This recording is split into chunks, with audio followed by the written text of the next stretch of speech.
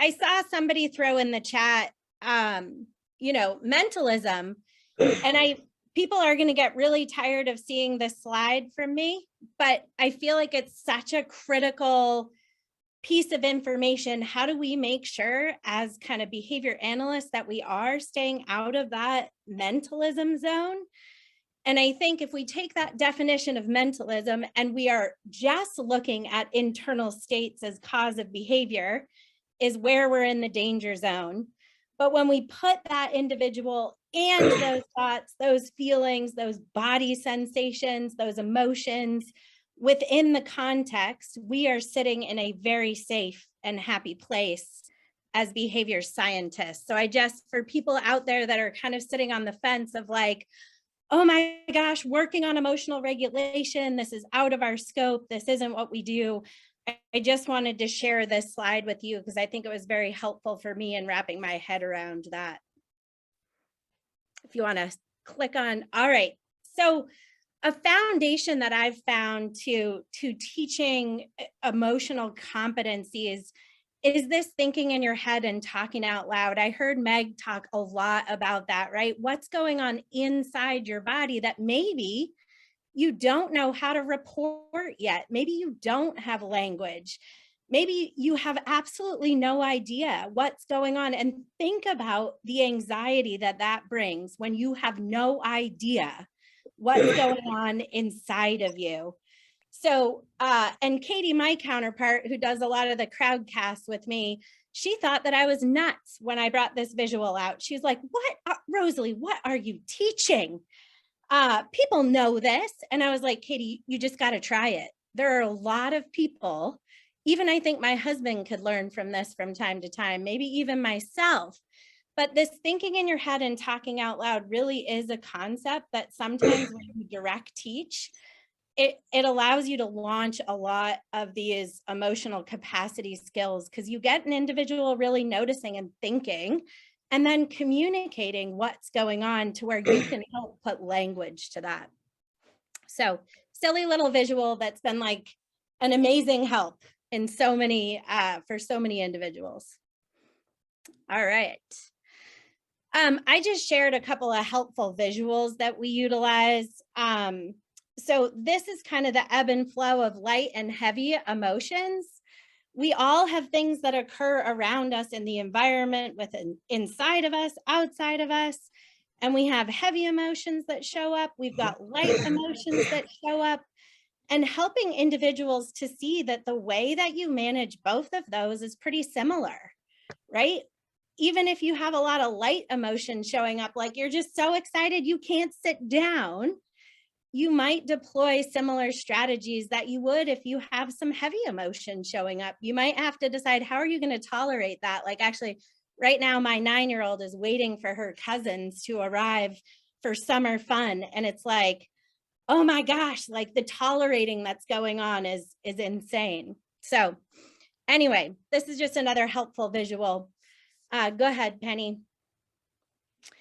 And then if anybody hasn't been introduced to psychological flexibility, I think it's certainly, as we're evolving as a science and as a practice of that science, I think this psychological flexibility is really a beneficial tool to have in your tool belt, whether you're using ACT and the Hexaflex, whether you're using the AIM curriculum. There's like the Canvas art curriculum. DNAV model for me has really allowed for the most flexibility in application and like the least confusing terminology.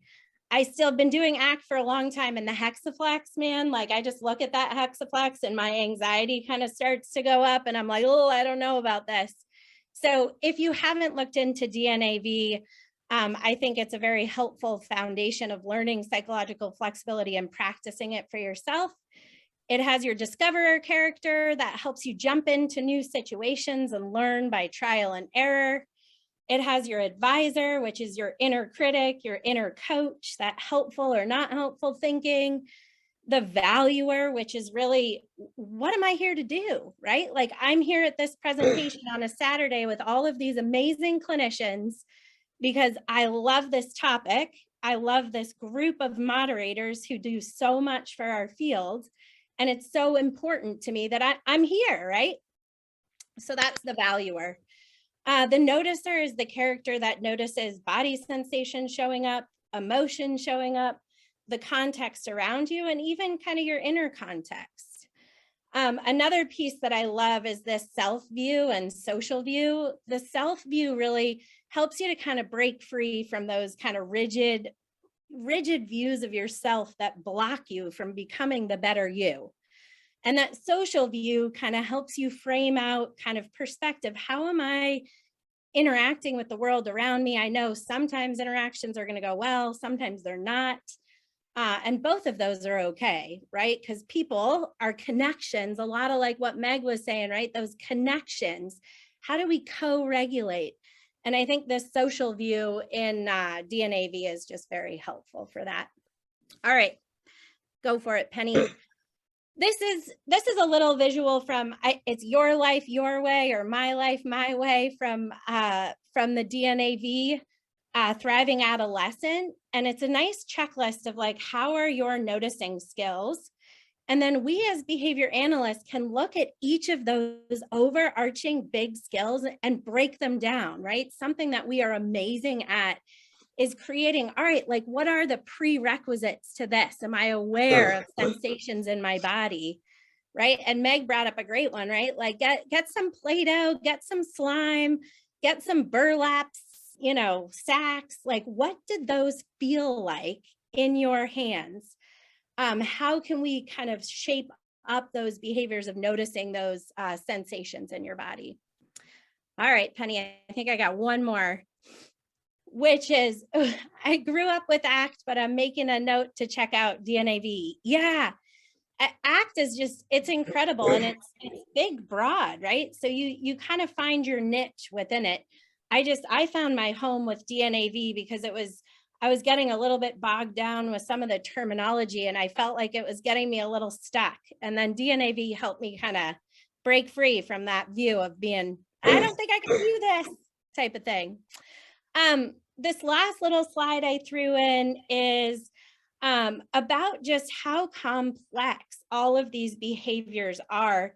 This chain of behavior, this isn't even probably complete, but when we're talking about regulating your emotions, there's so many skills that go into that big upper topic of regulating or maintaining homeostasis.